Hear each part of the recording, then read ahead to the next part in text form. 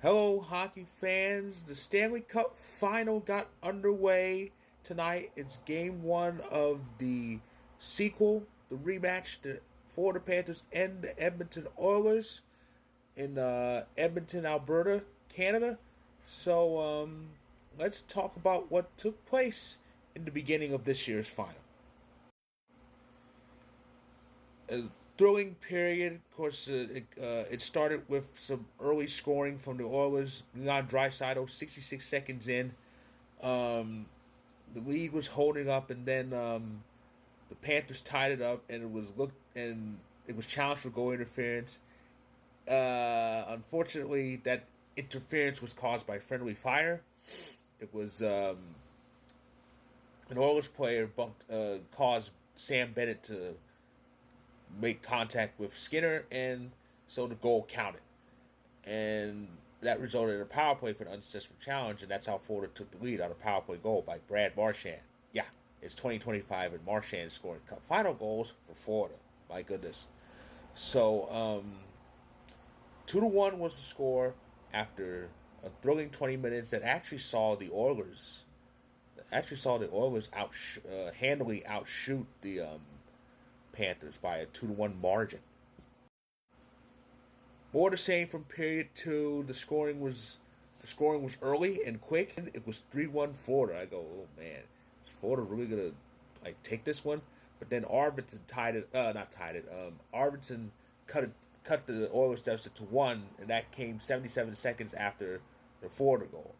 And more the same, back and forth. But I think Skinner. That's when he really started getting in tune there.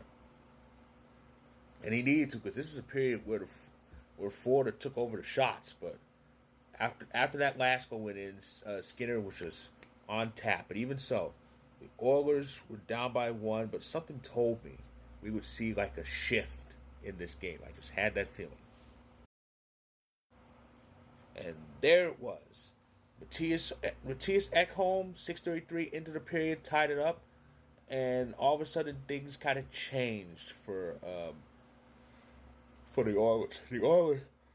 The Oilers really dominated that third frame. They outshot Florida 14-2.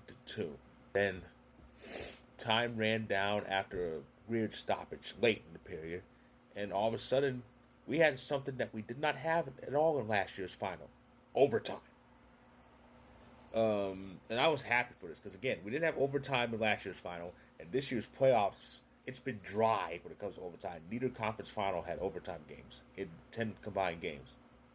So the overtime was crazy, and it was pretty back. Well, Florida did kind of start well, but then the Oilers started taking over with shots and shots. A breakaway chance was stopped, but even so, the Oilers would continue to press, and then a delay of game with under 2 minutes left gives Edmonton a power play. Even so, the clock was winding down, and I was beaming because double overtime was coming, or so we all thought. There's McDavid. Out in front. Score! Leon Draisaitl. The Oilers win game one.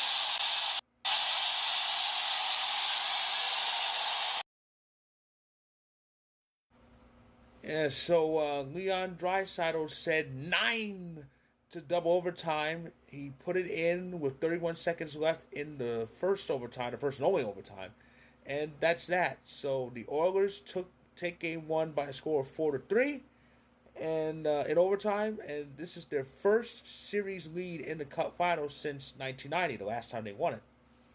They're in good company. You know, it's good to win game one of the Cup final because ever since Stanley Cup Final switched to a best of seven format back in 1939, there have been 85 finals played since then, complete finals. Of the 85, 65 times has the winner of game one gone on to win that series. That includes the last four instances. So that's about 70. That's about 77% of the time. So the Oilers with that stat, they have a good chance of taking it. Of course, the last time the team the team who won Game 1 didn't win the final. You have to go back to 5 years prior, the bubble, 2020. And that was the last of 3 straight instances where the Game 1 winner actually didn't win the series. So, yeah, Edmonton, they have a good chance of taking it now. And they really look good. I mean, they came back from a deficit in crunch time.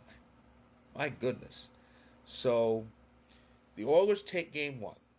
And they are in control. They are 3 wins away from winning their 6th Stanley Cup in franchise history and their first since 1990. And also they're 3 wins away from ending Canada's Cup drought.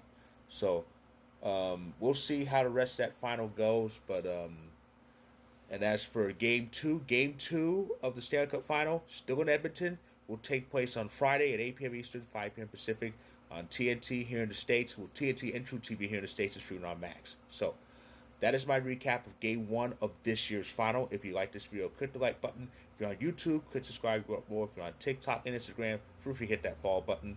And the link above, that's my recap of Game 1 on Vocal. Check it out when you can. And I'll be back to recap Game 2 of the final. So stay tuned.